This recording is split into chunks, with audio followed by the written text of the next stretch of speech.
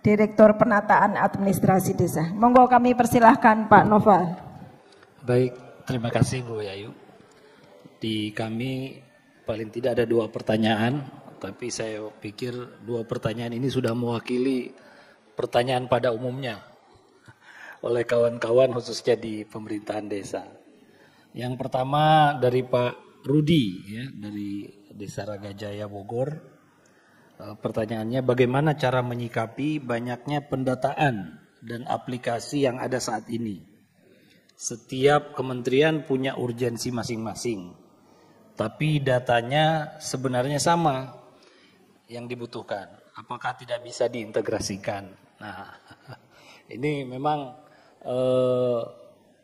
hal-hal seperti ini sudah dicermati oleh pemerintah, sehingga mengapa Bapak Presiden mengeluarkan yang namanya Peraturan Presiden nomor 39 tahun 2019 tentang Satu Data Indonesia atau SDI. Ya. Bahkan sekarang sudah ditindaklanjuti dengan Perpres 132 tahun 2022 tentang arsitektur SPBE nasional. Nah, jadi sebenarnya kebijakan-kebijakan ini nantinya yang akan mendorong integrasi dari sistem data yang ada di Indonesia.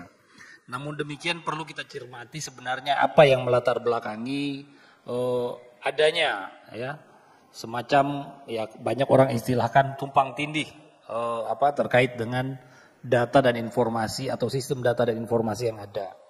Nah, memang kita melihat pertama paling tidak ada mandat ya peraturan perundang-undangan untuk suatu kementerian lembaga dalam mencari data dukung dalam pelaksanaan suatu tugas-tugas tertentu. Ya. Ada juga yang kaitan secara langsung dengan tugas dan fungsinya. Ya. Contoh kami misalnya Direktorat Evaluasi Perkembangan Desa. Tentunya dalam rangka melakukan evaluasi kita perlu didukung oleh data informasi yang memadai. Nah, untuk itulah kita sampai saat ini mengembangkan yang namanya Prodeskal. Profil desa dan kelurahan. Nah, yang ketiga ada prioritas. Ya.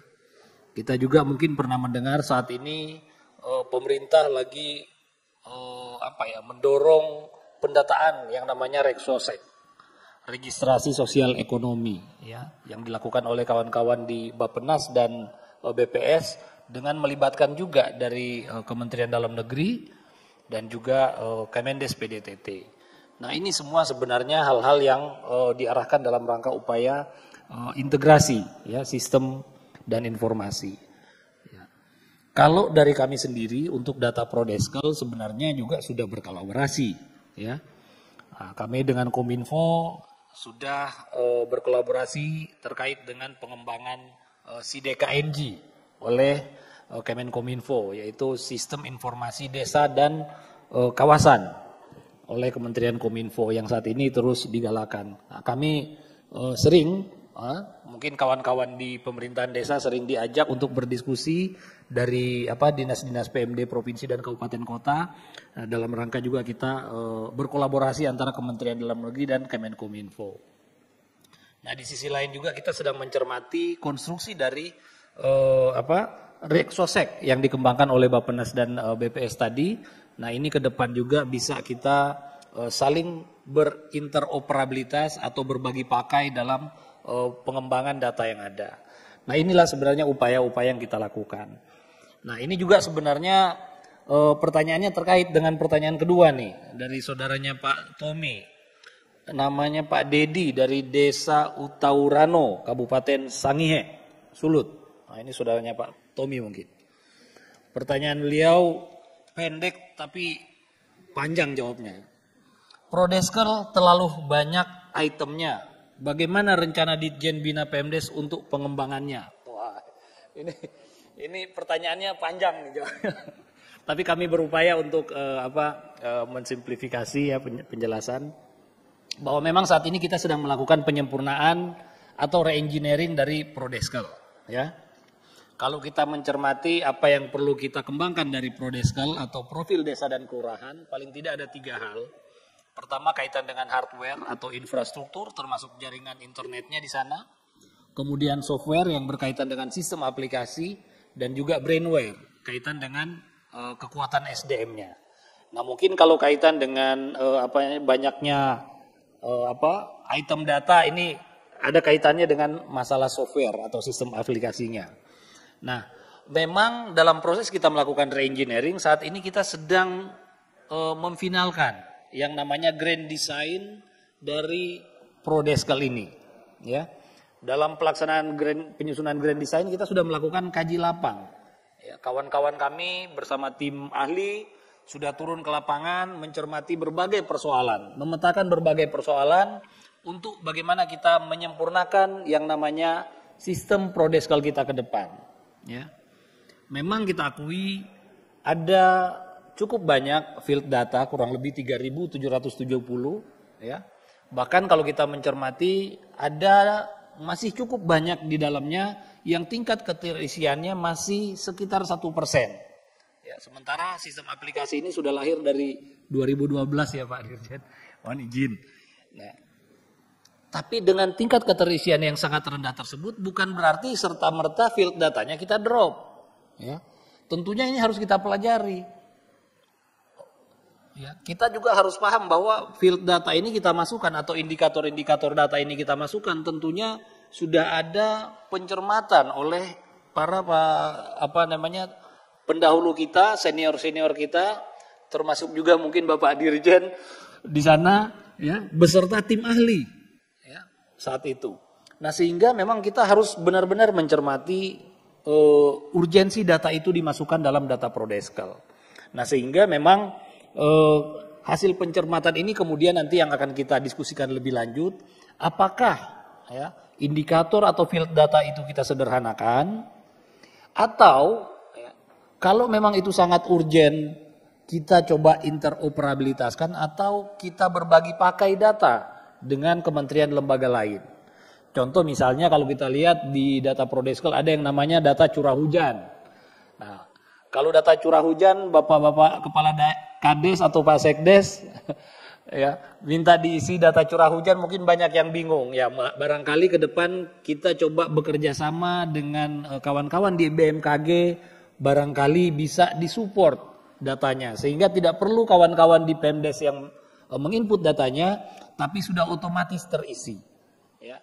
Nah, demikian juga dengan data-data lainnya, misalnya banyak data-data DDK, ya kita coba mencermati juga data-data dari Ditjen Dukcapil, ya kita coba interoperabilitaskan.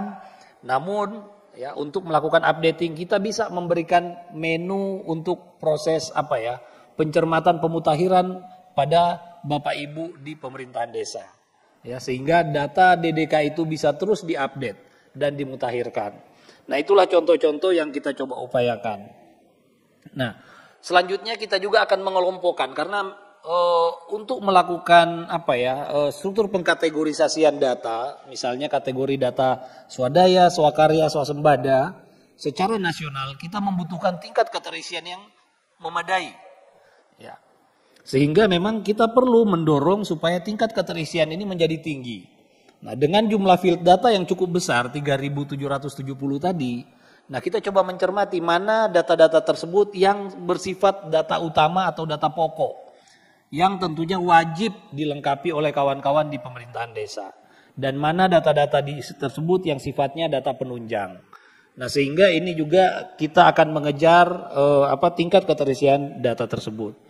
Yang kedua, dari penyempurnaan tersebut, ya, dari proses re-engineering tentunya kita akan melakukan review, ya, penyempurnaan terhadap payung hukum yaitu Permendagri 12 tahun 2007. Ya, karena memang di situ yang menjadi rujukan dalam penyusunan data Prodeskel. Nah, ini semua yang perlu kita cermati bersama. Nah, di luar daripada itu, memang dari hasil kaji lapang dalam proses kita menyusun Grand Design Re-engineering Prodeskel, selain dari persoalan software, kaitan dengan hardware yaitu masalah infrastruktur atau dukungan jaringan. Nah, berkenaan dengan ini kita akan meningkatkan kualitas server kita, ya, supaya meminimalisir terjadinya lag, ya, atau hambatan dalam proses update data. Dan kedua, kita akan mengembangkan metode pengisian dengan cara offline, ya. Sehingga Bapak Ibu yang mungkin masuk di daerah-daerah blank spot atau tidak terdapat jaringan bisa melakukan updating, ya, tanpa harus terhubung, harus ada jaringan internet.